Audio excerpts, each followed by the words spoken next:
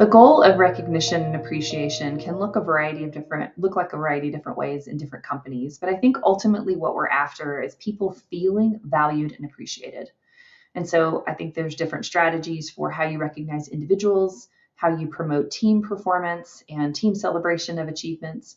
I also think it's important to think about what are you as an organization doing for overall community building, fun, and macro level, organizational level appreciation. So what's interesting about this is that I'm talking to different companies and they might say, oh, we do this and this and this and this and this and this and this, and people love it. So part of the thought around that is, well, how do you know which ones are working? You're investing money, time, and energy. What is your return on investment for those appreciation and community building events? And I'm not trying to take the fun out of the fun events, but I do think it's wise to consider, why are we doing all of the different things that we might be doing for appreciation and fun? What is the purpose for each of them? How is that different than why we're doing this other piece over here? And so thinking about this and being able to be thoughtful about the layering. So we might want small things like a potluck, for instance, for those that are all within one location, that are pretty inexpensive, right? It just takes a little time and coordination. You might provide something within the different locations that are having a potluck. You can do that more consistently throughout the year. For virtual locations, there might be a fun event where we're coming together and we're talking about something, or we're playing games, we're getting to know each other on a Zoom call. And so those obviously are pretty inexpensive. We can do those a couple of times throughout the year.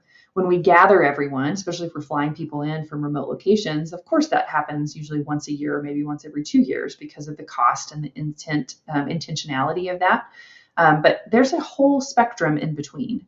So I think assessing what you're doing and why you're doing it is one of the most important things. If you're not doing these things, then I think through, what are the things that would help people to connect across departments better? What would help people to feel like that work is it's busy, it's fast paced, we have a lot of things to do, but we care about them as individuals. And it depends on the personality of your organization and teams. So at different stages of my career, I spent a lot of time with the team talking to them about what they wanted to do. So we did escape rooms, we did cookouts, we went bowling. I did that when I was, multiple months pregnant, and that was an interesting idea. We had a variety of different things that we would do, that we would gather together on site, that we didn't necessarily need to go anywhere or spend a lot of dollars. A bunch of the ideas came from the team. One of my favorite ways for you to be able to do this from an organizational standpoint is to put together a culture committee. And this is not only the event planner group, right? So we need to make sure that we're layering some responsibilities for them. What I typically am recommending for culture committees is that they're thinking about, okay, when we look at the year, where's our busiest times? Where do we need to help people know that they're appreciated, but we don't want to disrupt their work? So what might that look like? How can we do that in small ways, but still say that we're here? Maybe if we have a little bit slower time, that's when we might do something that's more of a get together. Do we have a virtual team where people are working from home? Do we have multiple locations, but they are in the office? How do we make people feel included? Do we have a strategy that's for these types of groups? We want to do these types of things. These types of groups, because of how they're organized, they can do different things. Can we ask them if that feels fair and equitable? The culture committee can help to come up with a bunch of creative ideas, think through what would make the most impact. You definitely want to give them a budget, something that they can work within. And then the other thing, just as a side note about the culture committee, is they should be giving you feedback on programs that you're rolling out and other things that are happening that are communicating things to people, that they can be really the core component of these appreciation and community events.